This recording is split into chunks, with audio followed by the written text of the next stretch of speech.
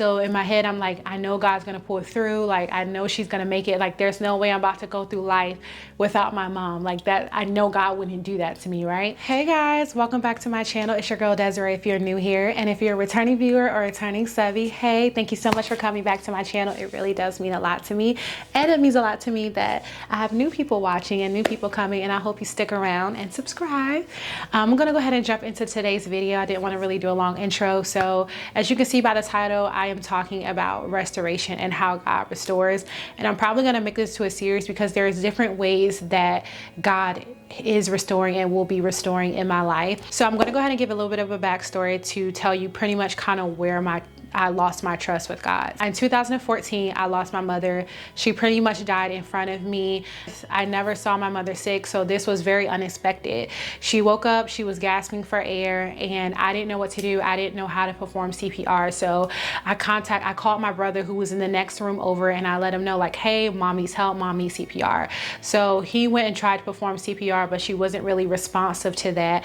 Of course, I called 911, and the ambulance came, and I could see them in the back of the truck through the windows doing the resuscitation thing, I think it's called, on her. So I'm calling my aunt, and I'm just calling people from the church and just saying, please pray for my mom, pray for my mom.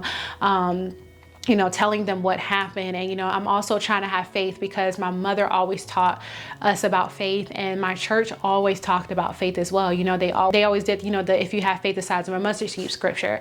The next day, me and my brother go to the hospital, and they told me that my mom was in ICU, and I've always known that when people were in ICU, that meant something bad, She was on a life support machine, and they told us that they were going to run some tests on her, and that if she didn't respond to the test, then she was pretty much brain dead, and that me and my brother had to make the decision of taking her off of life support.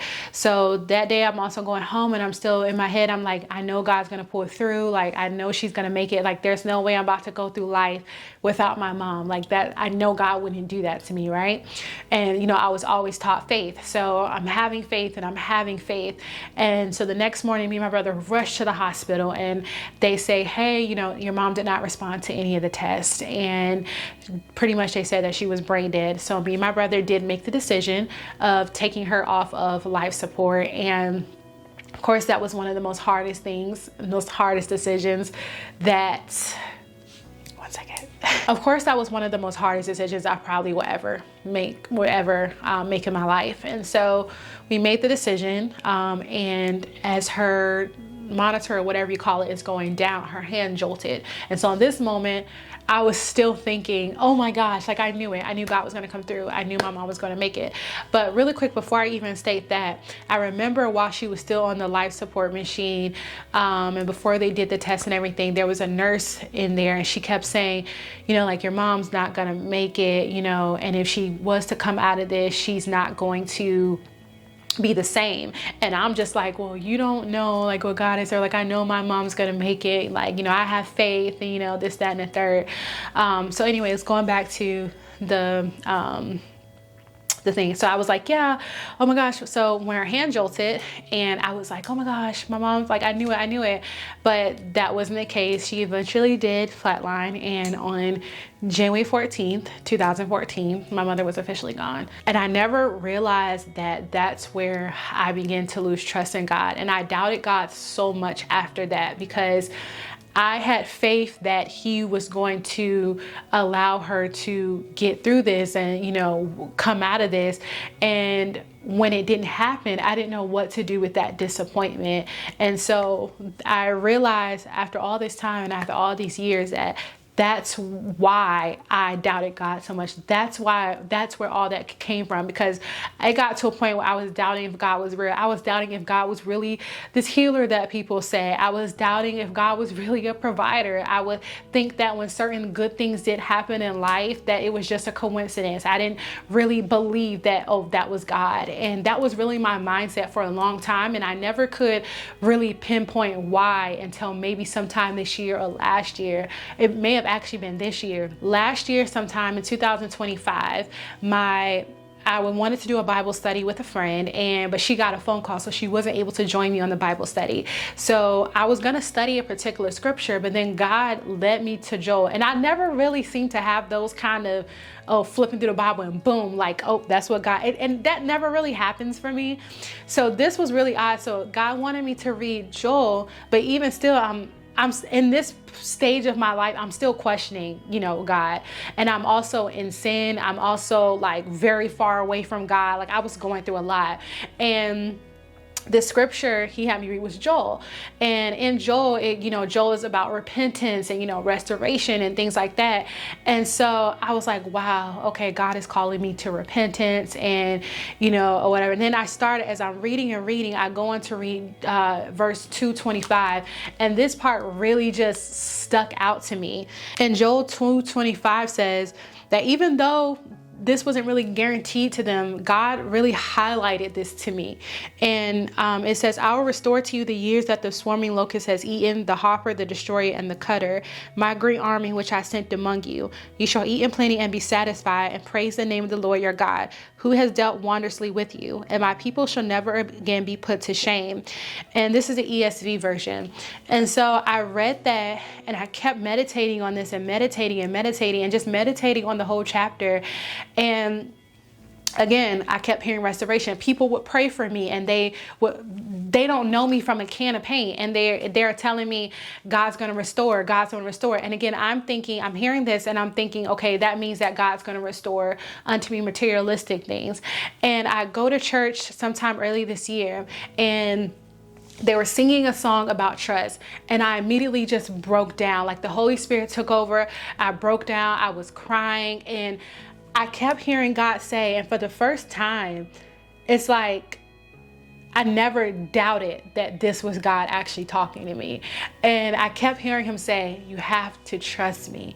And literally I kept saying, I can't. And every time I said I can't, he said, you have to trust me now. Like you have to start trusting me. And I said, I can't, I don't trust you. And I started having glimpse of my mother, and it made me realize that's where my trust, like that's where it came from. Like that's where I lost my trust in God. And I didn't leave that church service. Even after all that, I didn't leave that church service like, oh, I trust God again, I'm happy go lucky. Like no, I still was not able to trust God. And at the time, I was thinking that was a bad thing. Like, oh, like he just spoke to you and you still can't even trust him. He did, and you still couldn't even trust him. Like you still sit here and you walk out of that service and you still can't trust him. But the crazy thing is that God appreciated my honesty. God is not afraid of your honesty. And it wasn't until I admitted that, until I was really honest with God that day, that the real healing began to take place. My trust started restoring little by little. And every single month, I promise you, I never thought that I would say this out of my mouth. I never thought that my mindset would be this way, but God has truly been restoring my trust into him little by little every single month. And it's just so mind-blowing, and I'm just so in awe. Although I thought that restoration meant restoring unto me materialistic things, I know that God needed to restore my trust first. And I do feel like there are other things that God will restore, because I've gotten so much word about it, from him, from other people who pray for me and whatnot. But right now, I know that was the first thing that God needed to do, was to restore and rebuild my trust with him. My mindset has completely changed. My brain has been completely rewired. And it's crazy because now certain things will happen and I'm no longer like, oh God, if certain things don't happen or go my way, I'm no longer like, oh, God isn't real. See, I knew it, or whatever. My mindset is now just, maybe it wasn't his timing. Maybe that just wasn't for you. Maybe he has something better for you. And I kid you not, and that's why I keep saying it, is I never thought I would actually be coming on here and saying this. I never thought I would share this kind of testimony or have this kind of testimony. I hope this video does encourage somebody to know that God is a God of restoration. If you're anything like me, and if you've experienced disappointment with God, or maybe you've prayed for something and the answer wasn't what you hoped it would be, or maybe you were like me, outwardly, you know, you're a Christian and you're going to church and you're doing these things, but inwardly you're not trusting him. God is not afraid of your honesty. Be honest with him. He will meet you where you are. He will restore. This year, God started showing me something, that sometimes restoration isn't about getting back what you lost, but it's about restoring what the loss stole from you. And with restoration, is not saying that I still don't grieve the loss of my mother. I grieve the loss of my mother every single day. I don't think that'll ever be like a done deal thing. I miss her. I think about her every single day. I still, if I'm being honest, question why.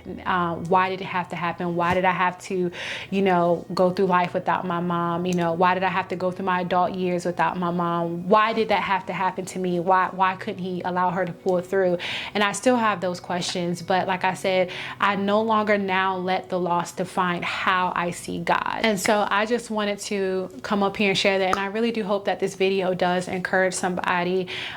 So I hope to see you guys. Like I said, I probably would make this a series because this is a journey, and I know God is restoring so much, and I just want to share it. And so hope to see you guys in the next video. Bye.